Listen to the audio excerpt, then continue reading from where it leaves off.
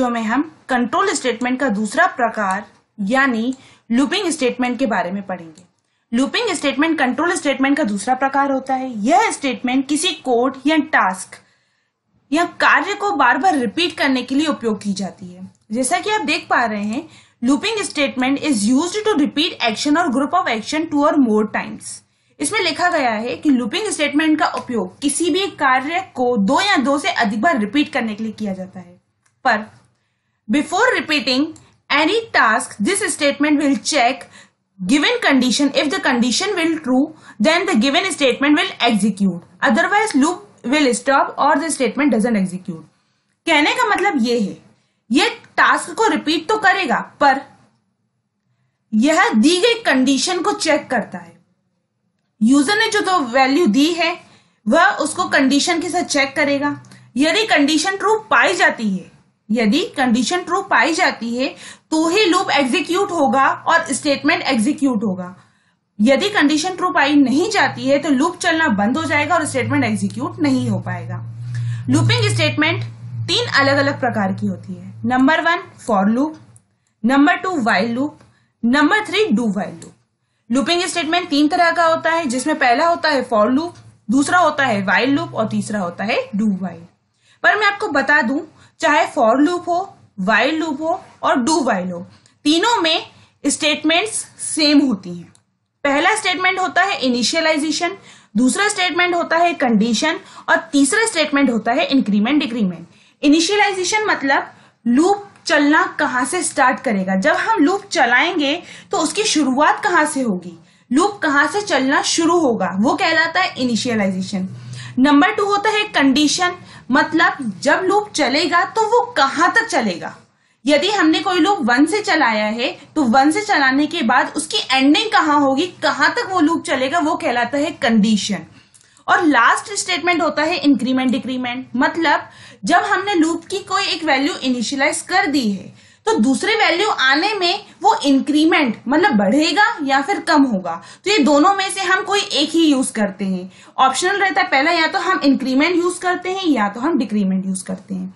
तो चलिए अब हम लूप का पहला प्रकार यानी फॉर लूप के बारे में पढ़ते हैं। फॉर लूप वह लूप होता है जिसे चलाने के लिए हमें तीनों स्टेटमेंट्स की जरूरत होती है। पहला इनिशियलाइजेशन, दूसरा कंडीशन और तीसरा इंक्रीमेंट डिक्रीमेंट। इसमें तीनों स्टेटमेंट्स एक ही लाइन में फॉर कीवर्ड के साथ लिखी जाती हैं। इसमें तीनों स्टेटमेंट पहली एक ही लाइन में फॉर कीवर्ड के साथ लिखी जाती हैं। इस लूप का उपयोग भी हम किसी कार्य, किसी टास्क या किसी स्टेटमेंट को बार बार रिपीट करने के लिए करते हैं। इसमें सबसे पहले फॉर के साथ इनिशियलाइजेशन दिया जाता है, इसके बाद कंडीशन दी जाती है तथा इसके बाद इंक्रीमेंट डिक्रीमेंट दिया जाता है। फॉर लूप की शुरुआत फॉर कीवर्ड के साथ कंडीशन को देकर की जाती है और इसका अंत जो होता है नेक्स्ट कीवर्ड के साथ होता है। यह क्या करता है, सबसे पहले वैल्यू इनिशियलाइज की गई वैल्यू को कंडीशन के साथ चेक करता है। यदि कंडीशन ट्रू पाई जाती है तो ही स्टेटमेंट एग्जीक्यूट करता है, यदि कंडीशन ट्रू नहीं होगी तो लूप चलना बंद हो जाएगा। तो चलिए अब हम इसे एग्जांपल के साथ देखते हैं।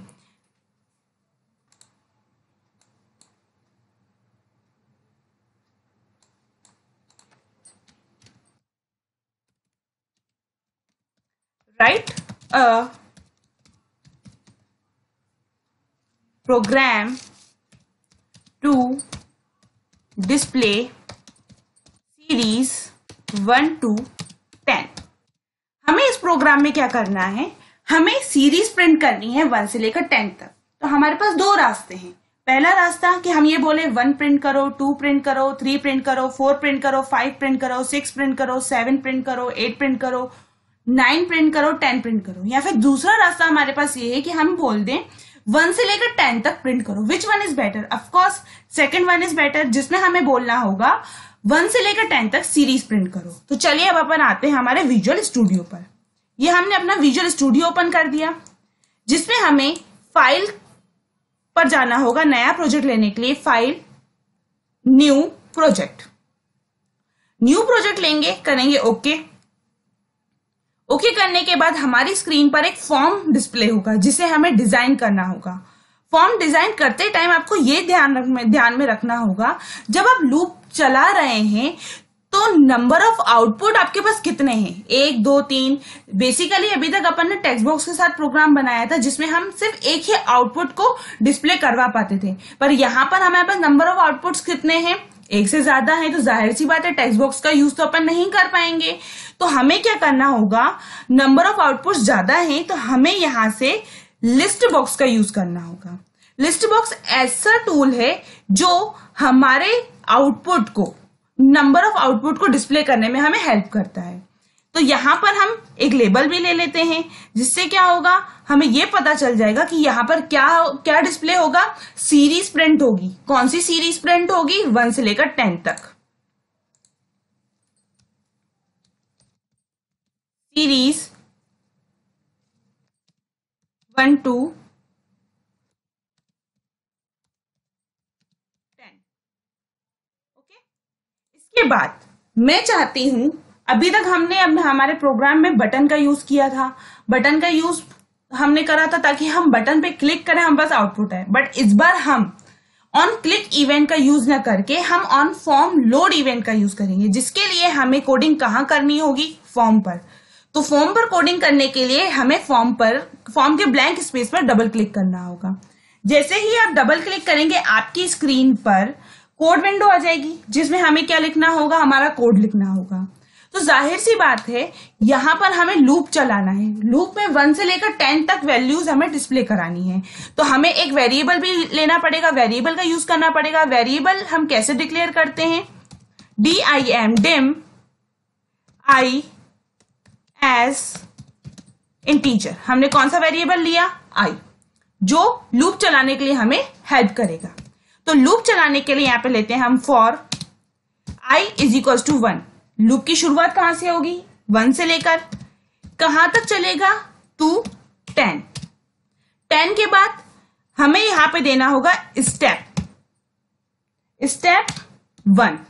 इसका मतलब यह है कि लूप की शुरुआत कहां से होगी, 1 से, खत्म कहां पर होगा, 10 पर। और 1 के बाद वो क्या करेगा, स्टेप 1, मतलब एक कदम आगे बढ़ेगा, क्योंकि हमें सबसे पहले 1 प्रिंट करना है। तो 1 के बाद कितने नंबर हम आगे बढ़ेंगे कि 2 आएगा, क्योंकि सेकेंड आउटपुट हमें क्या चाहिए, 2। तो हमें क्या करना होगा, जब आई की वैल्यू 1 होगी तो वो 1 प्रिंट करेगा। 1 प्रिंट करने के बाद उसमें एक का इंक्रीमेंट करेगा, मतलब जब आई की वैल्यू 1 में 1 प्लस हो जाएगा तो आई की वैल्यू कितनी हो जाएगी, 2, तब जाके वो 2 डिस्प्ले कर पाएगा। तो ये हमारा लूप चल गया। लूप चलने के बाद हमें यहाँ पर लिस्ट बॉक्स के थ्रू आउटपुट को रिलीज करना है। तो उसका प्रोसीजर कुछ ऐसा होता है, list box 1 dot items dot add I की वैल्यू। हमें क्या करना है, लिस्ट बॉक्स 1 में आइटम ऐड करना है। कौन सा आइटम ऐड करना है, वो आइटम जो आई वेरिएबल के अंदर स्टोर किया गया है। चलिए, तो ये हमारा फॉर्म डिजाइन हो गया, ये हमारी कोडिंग हो गई। अब इसे रन करते हैं। रन चाहे तो आप फंक्शन की F5 का यूज कर सकते हैं, और साथ ही आप स्टार्ट डिबग मेन्यू के अंदर जाके स्टार्ट डिबगिंग ऑप्शन का भी यूज कर सकते हैं। स्टार्ट डिबगिंग पे आपने क्लिक करा, आपकी स्क्रीन पर रन विंडो आ जाएगी। जैसे ही फॉर्म लोड होगा उसमें 1 से लेकर 10 तक की काउंटिंग आपकी स्क्रीन पर आ जाएगी। इसमें हमने कोई बटन नहीं लिया था, इसीलिए हमने यहाँ पर ऑन क्लिक इवेंट का यूज न करके ऑन फॉर्म इवेंट का यूज किया है।